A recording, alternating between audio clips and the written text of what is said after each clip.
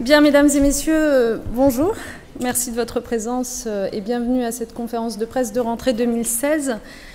Je tiens d'abord, avant toute chose, à vous souhaiter à chacune et à chacun une excellente rentrée 2016. Évidemment, votre rentrée à vous n'est pas exactement la même que celle des millions d'élèves et des millions de personnels de l'éducation nationale qui vont reprendre le chemin de l'institution dans quelques jours. Mais je crois que c'est toujours un moment important, la rentrée. Et on voit bien d'ailleurs à quel point la rentrée scolaire scande la vie de notre pays tout entier. On parle de rentrée politique, de rentrée littéraire. Et si ça scande à ce point-là la vie de notre nation, c'est parce que je crois que chacun de nous en a gardé de sa rentrée scolaire, de ses rentrées scolaires, des souvenirs extrêmement vivaces. Et en venant ici, pour ce qui devrait être la dernière conférence de presse de rentrée du quinquennat, même si je précise que pour moi le quinquennat va jusqu'à la rentrée 2017, car vous êtes bien placés pour savoir qu'une rentrée scolaire, ça se prépare plusieurs mois avant. Donc pour cette dernière conférence de presse à proprement parler de rentrée scolaire du quinquennat, je repensais aux souvenirs scolaires qui étaient les miens et à ce qu'avaient signifié ces rentrées. Et je me souvenais que j'avais toujours mis beaucoup d'enthousiasme à reprendre le chemin de l'école. Et en même temps, je pense comme n'importe quel élève, quelques inquiétudes, quelques appréhensions, des rêves étranges, des cauchemars, les veilles de rentrée scolaire. Et je me souviens en particulier cauchemardant que j'arrivais à l'école en pyjama parce que j'avais oublié de m'habiller, ou encore que j'arrivais et qu'on était cueillis immédiatement par une interro surprise. Je pense que je ne suis pas la seule à avoir fait ces rêves. Mais quelques jours à peine après la rentrée scolaire, ces inquiétudes s'évanouissaient d'elles-mêmes. Pourquoi ? Parce qu'avec la rentrée, l'école cessait d'être une idée plus ou moins confuse pour devenir une réalité vécue, et une réalité bien vécue. Si je vous dis cela, c'est parce qu'il en va exactement de même de la refondation de l'école. En cette rentrée 2016, la refondation, ça n'est plus simplement un texte de loi, des mesures, des réformes annoncées, c'est une réalité. Et comme souvent, avec la réalité, vont s'évanouir des inquiétudes, des fantasmes, quand ce n'est pas de la désinformation volontaire. La réforme du collège n'est pas l'apocalypse annoncée, la Terre ne va pas se fendre en deux jeudi prochain, et on continuera, par exemple, et j'en suis heureuse, à enseigner le latin et le grec dans nos établissements. L'arabe ne sera pas obligatoire dès le CP, et l'orthographe, contrairement à une idée tenace, n'a pas été réformée. Vous aurez donc le plaisir de constater en cette rentrée scolaire que l'allemand n'a pas disparu et que l'on arrive toujours à faire la distinction entre jeune et jeune grâce à l'accent circonflexe qui orne ce dernier. Mesdames et messieurs, ce que les familles et les élèves vont découvrir en cette rentrée scolaire, ce ne sont donc pas les élucubrations fantaisistes qui ont trop souvent pollué le débat sur l'école. Ce qu'elles vont découvrir, c'est une école qui, de la maternelle jusqu'à la fin de la scolarité obligatoire, aura été réformée. Une école meilleure, un collège meilleur, résultat d'une politique éducative ambitieuse, comme notre pays n'en avait pas connu depuis bien longtemps. Je tiens d'ailleurs à saluer le travail qui a été conduit au fil des ans par Vincent Peillon, Benoît Hamon, mes prédécesseurs, mais aussi par l'ensemble des services, par la Direction générale de l'enseignement scolaire, par sa directrice, Florence Robine, que je remercie, par l'ensemble des personnels de l'éducation nationale, dans nos académies, dans nos établissements. Ils portent tous ensemble depuis 4 ans la refondation et je veux les en remercier. Nous voici donc dans la 4e année de cette refondation. Cette année, on peut dire clairement que l'école de la République ne fait pas seulement sa rentrée, elle fait son retour au premier plan, elle fait son retour sur le devant de la scène. Oui, nous avons remis l'école au centre de nos territoires, de nos villages, de nos villes, de nos campagnes. Nous avons remis l'école au centre et ça signifie une école avec plus de moyens, au primaire comme au secondaire, avec des programmes mieux construits, avec une évaluation plus claire. Voilà la réalité qui sera celle des élèves, des personnels et des familles. La réalité de la refondation, c'est pour cette seule rentrée 2016 la création de 10 711 postes supplémentaires.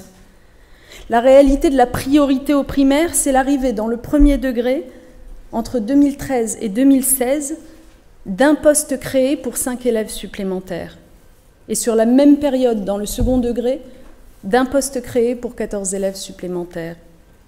La réalité, mesdames et messieurs, ce sont au cours de ce quinquennat 42 338 postes qui auront été créés, si l'on comptabilise cette rentrée-ci, dans tous nos établissements scolaires, sur les 54 000 annoncés.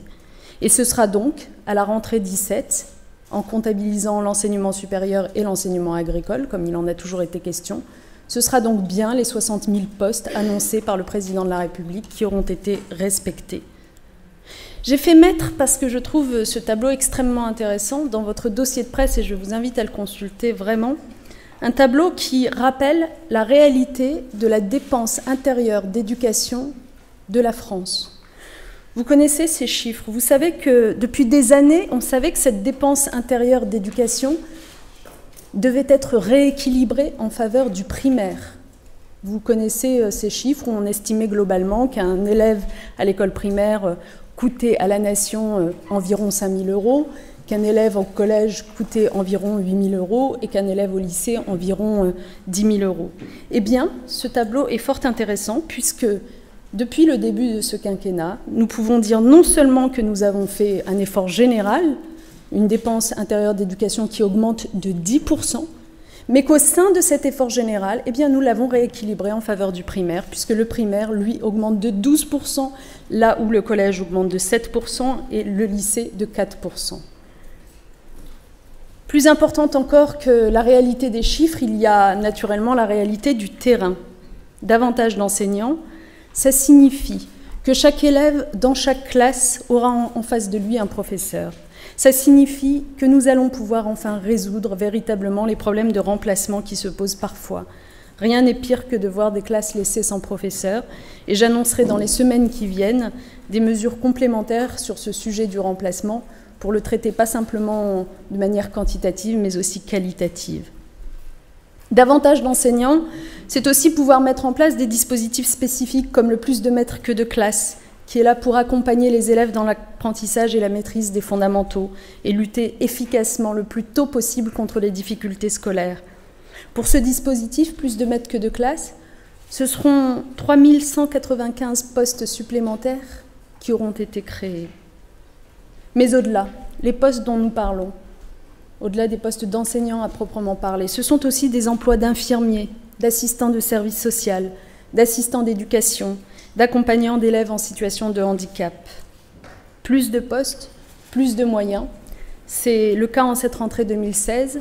Je veux que vous sachiez que ce sera encore plus le cas pour la rentrée 2017, qui s'accompagne, vous l'avez sans doute noté, d'un budget de l'enseignement scolaire absolument inédit, puisqu'il s'élèvera à 2 150 millions d'euros.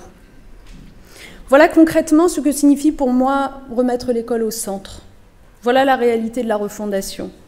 L'école n'est pas une idée abstraite, c'est un lieu concret, un lieu vivant, un lieu profondément humain.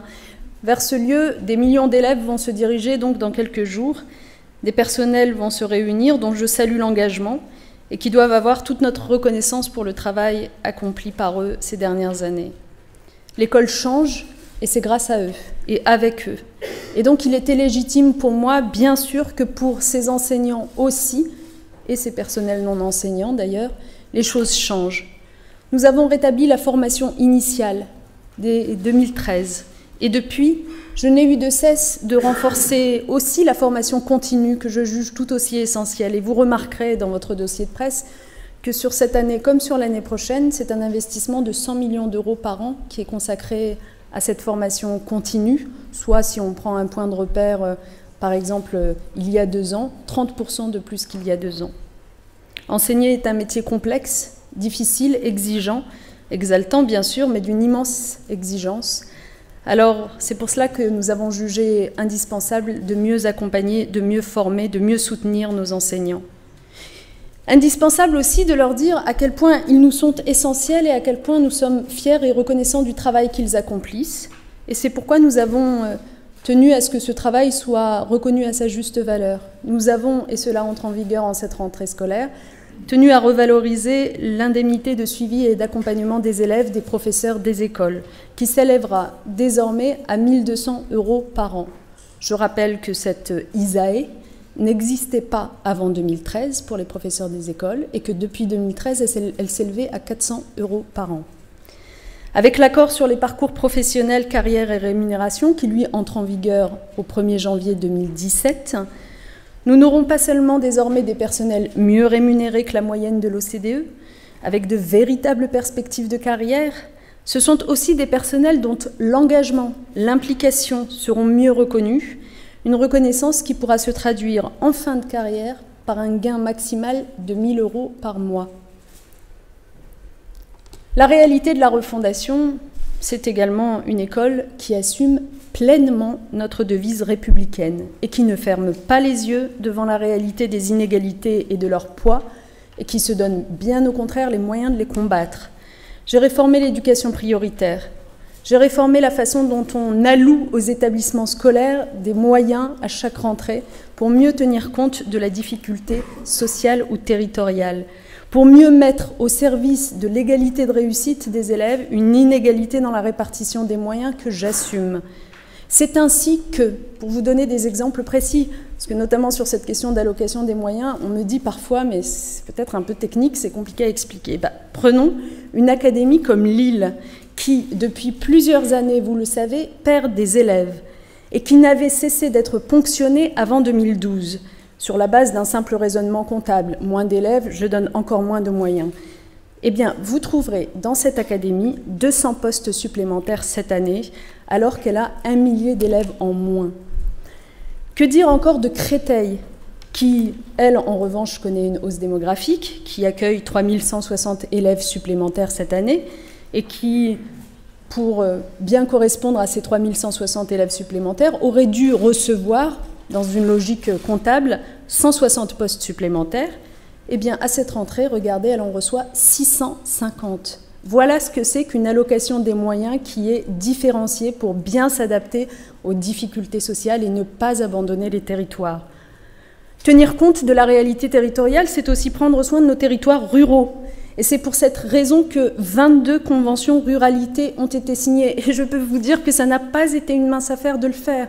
Et que 30 autres conventions ruralité sont en cours de préparation et seront également signées. Ce qui signifie que la quasi-totalité de nos territoires ruraux vont être couverts par ces conventions qui leur apportent des garanties, une sécurisation sur plusieurs années en échange d'une réflexion collective pour faire évoluer l'offre éducative sur le territoire dans l'intérêt des élèves.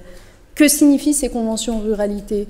Non pas que l'on fige les situations en maintenant des enseignants alors qu'il y aurait une baisse démographique, mais que l'on permet à ces territoires de réfléchir intelligemment à la façon de regrouper parfois, à la façon surtout d'installer dans leurs établissements le déploiement du plus de maîtres que de classe, de la scolarisation avant 3 ans, le déploiement du numérique.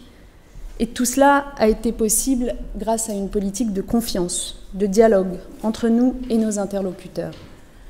De la même façon, c'est en nous appuyant sur des territoires volontaires, de droite comme de gauche, que nous avons engagé une vraie démarche en faveur de la mixité sociale. Pas des discours incantatoires, on les avait trop souvent entendus. Non, une vraie démarche qui part du territoire.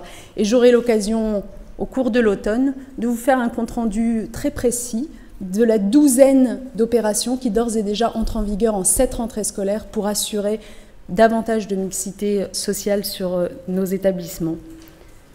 Accompagner nos académies, nos établissements, les collectivités, c'est donc très important et nous l'avons fait de façon méthodique et rigoureuse.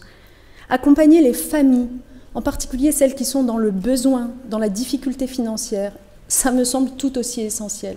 Et c'est pourquoi j'ai voulu que les fonds sociaux, vous savez, qui aident notamment dans les collèges à payer ici la cantine, ici le déplacement, le voyage scolaire d'un élève. Ces fonds sociaux qui avaient été réduits à peau de chagrin avant 2012, eh bien je n'ai eu de cesse, depuis que je suis aux responsabilités dans ce ministère, de les augmenter. Ils ont quasiment doublé aujourd'hui. Nous en sommes à près de 50 millions d'euros, auquel il faut rajouter une augmentation des bourses des lycéens de 10%, qui voit également le jour en cette rentrée scolaire. Je vous demande, mesdames et messieurs, avec beaucoup de solennité, de mettre ce que je vous dis là, les fonds sociaux, les bourses des lycéens, en regard avec les multiples décisions des collectivités locales de droite intervenues ces derniers mois. Dans le département de Seine-Maritime, le président du conseil départemental supprime les bourses départementales des collégiens. Ce sont 5000 familles qui sont touchées. et pas les plus aisés, vous l'imaginez bien. Dans le département de l'Eure, entre parenthèses, celui de M. Bruno Le Maire, ce sont là encore les bourses aux lycéens qui disparaissent. 2000 familles touchées. Dans le département de la Somme, le président du conseil départemental supprime l'aide à la cantine pour les élèves du primaire. 7000 familles touchées. Même chose dans l'Essonne, 6000 familles touchées. Même chose pour les zones rurales, tiens, la ruralité. Et leurs contraintes si particulières que je viens d'évoquer. Eh bien, dans les Pyrénées-Atlantiques, on met fin à la gratuité des transports scolaires, soit une centaine d'euros par an et par enfant. Imaginez la situation dans laquelle se trouvent les familles en difficulté qui ont 4 ou 5 enfants. Même chose dans le Cher. Et enfin, je la gardais pour la fin parce que je trouve que c'est tout de même la plus savoureuse. Que dire quand le département le plus riche de France, les Hauts-de-Seine, supprime l'aide au transport scolaire de plus de 2000 collégiens boursiers. Si je vous dis tout cela, mesdames et messieurs, c'est que c'est la triste vérité des chiffres derrière les discours ronflants. Pour moi, l'école constitue un investissement absolument nécessaire. Jamais une dépense superflue sur laquelle on pourrait faire des économies. Ça n'est manifestement pas le cas pour tout le monde. C'est aussi parce que c'est un investissement nécessaire et qu'il ne faut pas faire d'économie de bas étage, que j'ai voulu entamer le combat déterminé qui est le mien contre le décrochage scolaire. Vous connaissez le coût faramineux du décrochage scolaire pour la société dans son ensemble, mais aussi et surtout humainement, individuellement, socialement, car le décrochage scolaire s'accompagne bien souvent d'un décrochage social, personnel, familial. Voilà pourquoi, je l'ai dit souvent et je le redis ici, j'estime que laisser un élève sortir de l'école sans qualification, c'est un cas de non-assistance à jeunesse en danger. Dans ce domaine, nous sommes passés en 5 ans de 140 000 décrocheurs à 110 000. C'est toujours trop, bien sûr, mais c'est un pas important et notre mobilisation ne faiblira pas. Avec toutes les mesures mises en œuvre et que je viens de vous rappeler, nous pouvons aujourd'hui regarder un élève dans les yeux, d'où qu'il vienne, et lui dire que oui, la devise inscrite au fronton de son établissement scolaire a un sens. Que oui, l'égalité n'est pas un vain mot. La réalité de la refondation, allez demander aux habitants de Seine-Saint-Denis ce qu'ils en pensent, eux qui avaient été les premières victimes des suppressions de postes durant le précédent quinquennat. Elle se traduit pour eux, dans les faits, en cette rentrée, par la création de 503 postes supplémentaires pour les écoles de ce département. Un effort sans précédent. Alors oui, avec la refondation de l'éducation prioritaire, dont on ne parle quasiment plus parce que, étrangement, les choses s'y passent bien, tout simplement, disons-le nous, depuis qu'elle est entrée en vigueur depuis la rentrée 2015. Avec la réforme de l'allocation des moyens que j'évoquais, c'est l'ensemble des territoires et leurs spécificités qui sont prises en compte aujourd'hui pour plus de justice, d'égalité et d'exigence. On ressent aujourd'hui les effets de ces politiques dans l'appétence des enseignants à aller exercer dans les établissements les plus difficiles. Oui, mesdames et messieurs, pour la première fois, je peux vous dire que alors que jusqu'à présent, classiquement, dans les mutations demandées par les enseignants qui exercent en éducation prioritaire, vous savez qu'on avait plus de 90% de ces enseignants qui, dans les mutations demandées, voulaient sortir de l'éducation prioritaire, tellement c'était difficile. Pour la première fois, le chiffre est trop élevé, mais il est à la baisse. Ils sont 70% à l'avoir fait. 70% contre plus de 90%. C'est inédit de constater une telle tendance à la baisse. En d'autres termes, ça veut dire qu'il y a un début de stabilisation des équipes dans les établissements et territoires difficiles qui apparaît, et c'est une immense victoire pour la qualité de l'enseignement qui est dispensé à nos élèves. D'autant que, s'agissant cette fois-ci des enseignants qui, eux, exercent en hors éducation prioritaire, lorsqu'on regarde leurs demandes de mutation cette année, eh bien, on constate qu'ils sont 12% à avoir demandé à aller en éducation prioritaire. Jusqu'alors, le maximum atteint était de 6%.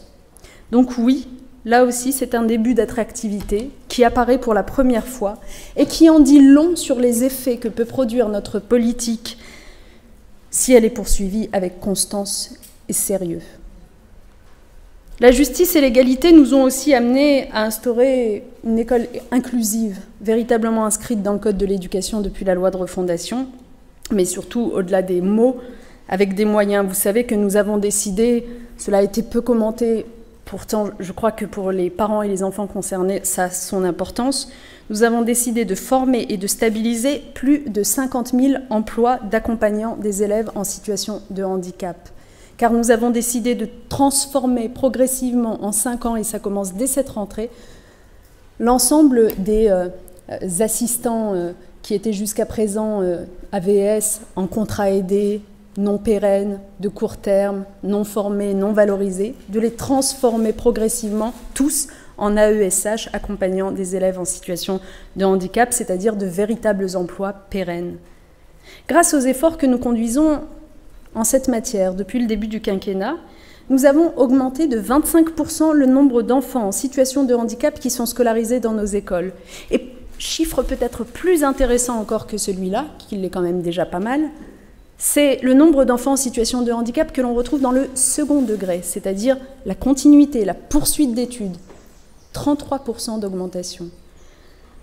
Nous montrons donc que l'école est véritablement une chance offerte à toutes et à tous. Mesdames et messieurs, si l'école doit être juste, c'est parce qu'elle représente une chance immense, un bien précieux que nous ont légué ceux qui nous ont précédés. Nous devons en prendre soin. Nous devons la faire évoluer quand ça s'impose, non pas pour le plaisir de changer, mais pour au contraire rester fidèles aux missions qui sont les siennes, faire des citoyens éclairés, éduqués, instruits, autonomes dans le monde qui est le leur, pas dans le monde des années 50.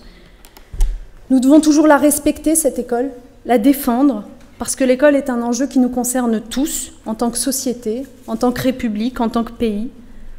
J'ai parlé de défendre l'école, c'est un mot qui prend dans le contexte actuel un écho tout particulier, vous le savez. Nous sommes menacés, bien sûr, et dans un tel contexte, l'école se doit d'être exemplaire parce que des familles nous confient ce qu'elles ont de plus cher, de plus précieux, leurs enfants. Alors nous devons être à la hauteur de cette responsabilité. Et c'est la raison pour laquelle je vous avais retrouvé la semaine dernière en compagnie de Bernard Cazeneuve pour vous exposer notre action concertée, éducation, ministère de l'Intérieur, pour assurer la sécurité de nos élèves. Et je n'ai de cesse de le rappeler à nos équipes sur le terrain. Mais je tiens aussi à rappeler que les réponses passent aussi par les missions fondamentales de l'école. Car à l'ignorance, l'école oppose le savoir. À la propagande, elle oppose l'esprit critique. À la barbarie, elle est la mieux placée pour opposer nos valeurs républicaines et humanistes. La laïcité a été instaurée dans nos écoles plus de 20 ans avant la séparation de l'Église et de l'État. L'école française a été laïque avant la République. Pourquoi ? Parce que précisément l'école accueille l'ensemble des enfants sans distinction. Au sein de cette école se forge ensuite une appartenance commune fondée sur le respect des différences, mais aussi sur celui de l'affirmation de l'école comme un lieu de savoir, où chaque enfant est d'abord et avant tout un élève. C'est parce qu'elle s'est voulue ouverte à tous que l'école est laïque. Eh bien, c'est cette ouverture que nous préservons en défendant, en expliquant, en transmettant la laïcité, en étant aussi d'une grande fermeté dès qu'elle est menacée, en étant vigilant sur la question de la radicalisation des élèves, mais en veillant aussi et surtout à toujours nourrir et former leur esprit critique. Ces élèves, il faut vraiment se mettre un instant à leur place, ils sont dans une situation qu'aucune des générations précédentes n'avait connue. Ils font face à une surinformation sans précédent, qui s'accompagne malheureusement d'une désinformation massive. Jamais auparavant, des discours complotistes, des discours de haine n'avaient connu une telle audience. Le plus obscur prêche, prononcé dans un pays lointain, peut trouver, dans une chambre, dans un salon, un écho considérable. Et nous laisserions nos élèves passifs devant un tel péril ? Eh bien non, ça n'est pas ma conception des responsabilités qui sont les miennes. Nous ne laisserons pas nos élèves captifs des images, captifs des écrans. L'école, dans tous les domaines, est justement là pour nous arracher à cette relation passive au monde qui nous entoure.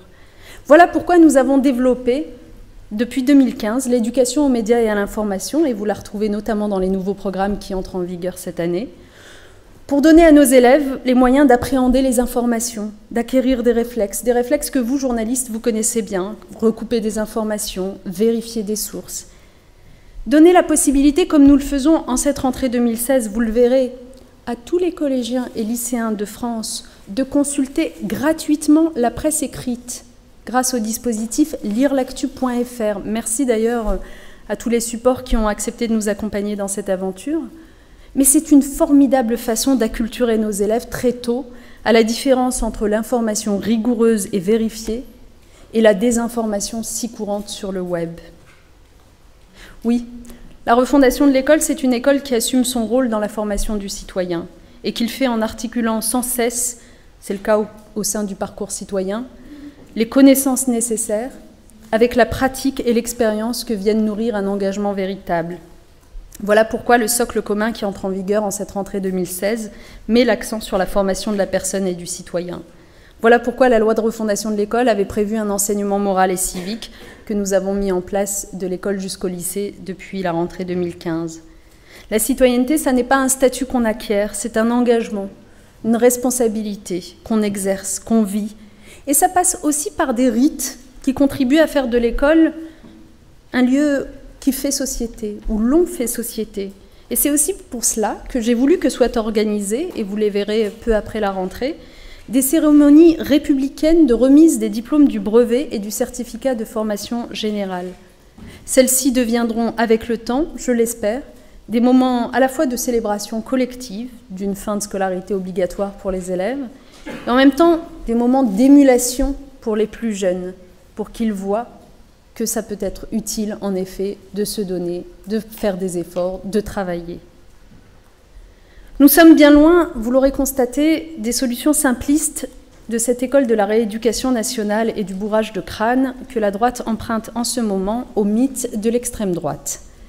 L'école idéalisée de la Troisième République était-elle juste, capable de transmettre un attachement profond et sincère aux valeurs républicaines comme l'histoire l'a montré en 1940 ? Tout cela n'est pas sérieux, et je le dis avec beaucoup de fermeté. L'avenir de notre école républicaine mérite mieux que l'entreprise de dénigrement, de caricature à laquelle j'assiste. Lorsqu'on a fragilisé l'école en supprimant 80 000 postes, en supprimant la formation des enseignants, lorsqu'on promet à la fonction publique une purge austéritaire à laquelle, évidemment, l'école n'échappera pas, on essaye au moins de parler de l'école telle qu'elle est en 2016. Alors revenons-y à cette école de 2016. Je ne vais pas vous faire la liste ou la description point par point de l'école de la refondation, à moins que vous n'ayez 6 bonnes heures devant vous, mais je ne crois pas que ce soit le cas. Les mesures sont nombreuses, les réformes ont été nombreuses aussi, vous le savez. Je veux simplement insister sur un point très clairement.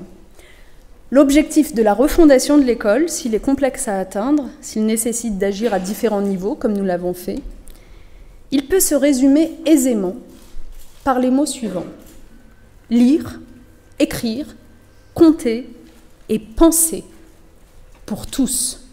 Lire, écrire, compter et penser pour tous.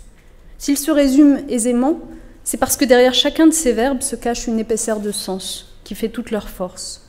Je veux d'ailleurs insister sur l'enjeu absolument central de la maîtrise du français, qui donne lieu dans les nouveaux programmes à un renforcement des horaires, important. Alors de grâce, ne laissez pas dire le contraire sans réagir. Au-delà des 10 heures de français hebdomadaires à l'école primaire, ce sont désormais 10 heures supplémentaires qui sont consacrées à des activités quotidiennes d'oral, de lecture et d'écriture. Pourquoi ? Mais parce que cette maîtrise est la clé de voûte des apprentissages futurs, parce que c'est par elle, cette maîtrise du français, que se construit notre rapport au monde, notre capacité à débattre démocratiquement. Et c'est pour cela que son apprentissage exige une pédagogie cohérente, dès la maternelle, dès les premiers apprentissages. Nul besoin d'une course à l'échalote aux horaires qui ne signifie rien à eux seuls, ou de la promesse d'une classe de rattrapage si on ne se donne pas les moyens simplement de bien apprendre le français à tous les élèves.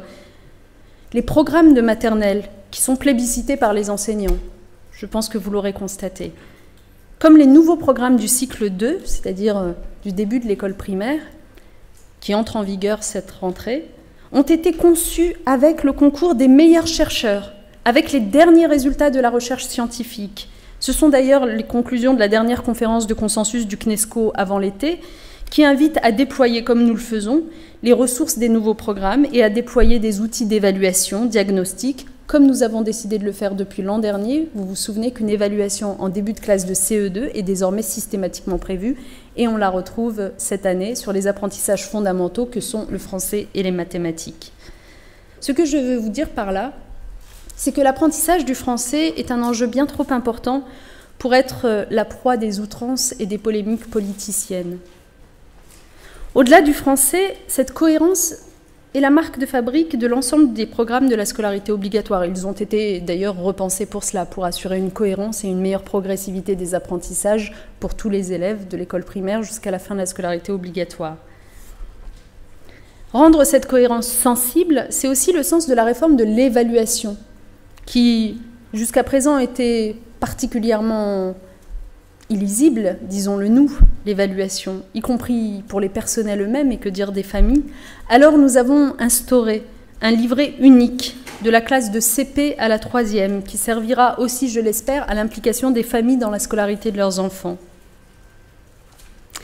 Ces fondamentaux, les connaissances qu'ils permettent par la suite, nous les approfondissons évidemment au-delà de l'école primaire, au collège. Et nous les renforçons au collège, qui évidemment, vous le savez, constituait un des points difficiles jusqu'à présent de notre système éducatif et qui méritait réforme. Alors en abordant la réforme du collège, je crains un peu de vous décevoir, parce qu'elle aura provoqué tellement de polémiques et d'exagérations que la réalité risque de paraître un peu fade par rapport aux attentes de certains. À force d'entendre annoncer avec cette réforme la fin des temps et la disparition de toute civilisation, je crains que vous ne soyez donc un peu déçus. L'objectif de la réforme du collège, c'est le même que celui de la refondation de l'école. Tout est lié. Pour assurer des élèves mieux formés, mieux préparés au monde qui les attend, eh bien, il nous fallait changer. Et les principaux acteurs de ce changement, ce sont naturellement les enseignants. La réforme du collège, c'est d'abord et avant tout une confiance affirmée envers les enseignants. Plus d'autonomie, plus de liberté au bénéfice de tous nos élèves. Le collège 2016, c'est sur 2 ans la création de 4000 postes supplémentaires. Le collège 2016, c'est 3 heures d'accompagnement personnalisé pour les élèves de 6e et 1 à 2 heures selon les besoins en 5e, 4e, 3e. Le collège 2016, ce sont des enseignements pratiques interdisciplinaires qui viennent non pas se substituer aux disciplines, mais les renforcer, en alternant à la fois les enseignements en cours et la pédagogie de projet, ce que les anglo-saxons appellent « learning by doing ». On apprend aussi en faisant. Parce que savoir travailler en groupe, ça s'apprend aussi. Et s'investir dans un projet, c'est évidemment une autre façon de renforcer les connaissances, en les croisant, en les contextualisant, pour mieux en comprendre le sens, et donc, in fine, pour mieux les maîtriser. Cet aller-retour entre l'enseignement en cours et la pédagogie de projet, vous allez le retrouver, par exemple, dans les parcours, le parcours d'éducation artistique et culturelle, qui s'appuie lui aussi à la fois sur la connaissance, mais aussi sur les rencontres avec des artistes et sur la pratique, sur les pratiques artistiques. Vous allez le retrouver dans le parcours citoyen où la citoyenneté, vous le savez bien, ne se résume pas à des connaissances théoriques, même si on apprendra évidemment des choses, que ce soit dans l'enseignement moral et civique ou dans les enseignements disciplinaires type histoire. Mais cette citoyenneté, elle s'inscrit aussi dans des rencontres et des expériences, par exemple en permettant et en valorisant le fait que les élèves s'engagent auprès des sapeurs-pompiers de leur commune. C'est ça la nouveauté importante qui est introduite cette année. Voilà, mesdames et messieurs, nous changeons beaucoup de choses. Et ça demande, j'en suis consciente, un travail d'adaptation important. Ça n'est jamais facile de changer. Je connais et je comprends les appréhensions qui peuvent exister chez les élèves, leurs familles, les personnels. Pour les familles, je voudrais souligner 2 nouveautés qui voient le jour cette année. Peut-être que vous les avez notées déjà. La première, c'est une application, on vit avec son temps, une application baptisée e-Parents, qui leur permettra à ces familles de suivre dans chaque établissement du premier et du second degré l'organisation, les horaires, l'emploi du temps, les nouveautés pédagogiques offertes à leurs enfants, en renseignant le nom de l'établissement. Je crois que c'est un vrai progrès dans notre capacité à communiquer aux familles. La seconde, c'est cette fois-ci un site internet, un nouveau site qui est en ligne, qui sera accessible, lui, dans les tout prochains jours. L'application l'est dès aujourd'hui. Donc un nouveau site en ligne qui s'appelle Info Parents Accessible, que vous trouvez sur education.gouv.fr. À quoi sert ce site? Eh bien, pour la première fois, il propose les informations utiles aux parents en matière éducative dans des formats diversifiés, permettant à tous d'y avoir accès. On y trouve un accès page braille, une traduction en langue des signes française, une version audio, une version en français accessible. Voilà ce que c'est que d'ouvrir l'école davantage aux parents et à tous les parents. S'agissant maintenant des personnels, je le disais, changer, ça n'est pas simple, et évidemment que c'est particulièrement contraignant et exigeant, mais nous ne les avons pas laissés livrer à eux-mêmes. Nous avons conduit un important travail de formation, je pense en particulier à la préparation de la réforme du collège. Et puis en même temps, je sais qu'avec la rentrée, quand on va aborder l'action concrète, alors nous allons considérablement avancer. La réforme du collège, comme d'ailleurs l'ensemble de la refondation, elle est en effet profondément pragmatique, et c'est pourquoi je ne m'inquiète pas plus que cela. Elle est pragmatique parce que nous nous sommes, dès son élaboration, appuyés sur une consultation sans précédent de la communauté éducative.